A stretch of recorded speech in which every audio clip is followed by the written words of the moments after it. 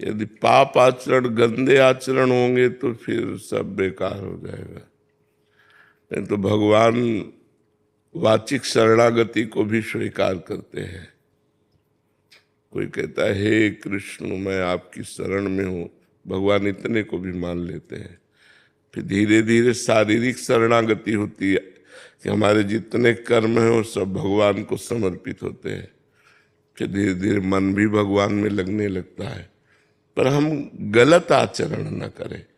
अगर गलत आचरण करेंगे तो फिर मन का स्वभाव रहा है पूर्व में गलत आचरण करना, वो हमको फंसाता रहेगा। तो वाणी से हम कहेंगे भगवान की शरण में, लेकिन आचरण हमारे गंदे हो रहे हैं इसलिए मन हमारा गंदा रहेगा, फिर बात नहीं बनेगी। आचरण सुधारना अत्यंत आवश्यक है।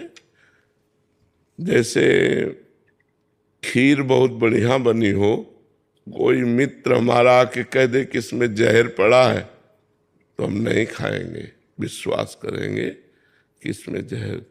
तो जितने विषय भोग अधार्मिक है वो सब पाप में दुख देने वाले हैं। इसलिए संतों की बात मान ले और गंदे आचरण न करे, अधार्मिक विषय न भोगे। जैसे धर्म में विषय भोगने का, अभी तो आप बच्चे हैं, आपका पाणी ग्रहण संस्कार हो, आप गृहस्थ में जाएं, फिर आप धर्म में विषय भोगे, संतान उत्पन्न करें, ये सब धर्म में हो जाएगा। लेकिन अभी आप किसी भी प्रक्रिया से वीर्य का नाश करें, आप पराई बहन बेटियों की तरफ गंदी दृष्टि से देखें, आप कोई नशा करें, आप कोई चोरी करें, झूठ बोलें, पापाचरण करें, ये सब नहीं होना चाहिए। ये गंदी बातें छोड़ दो और नाम जप करो। नाम जप करते हो? नाम जप करो, भगवान की कथाएं सुनो और मन वचन कर्म से हे नाथ मैं आपकी शरण में हूँ ऐसा बोलते रहो। तो धीरे धीरे धीरे धीरे भगवान कृपा करेंगे और आपको अपनी शरण में ले लेंगे, तो मंगल हो जाएगा। हाँ, वो सबके हो जाता है। जब हावी होता है तो हम भगवान को पुकारते हैं। जैसे हमें दुश्मन कोई दबा ले तो हम बलवान का सहारा लेते हैं। तो काम क्रोधादि ये शत्रु है और सबसे बड़े बलवान भगवान है, तो उस समय भगवान को पुकारते, हे कृष्ण, हे कमल लोचन, हे करुणामय, मेरी रक्षा कीजिए, प्रभु बचाइए।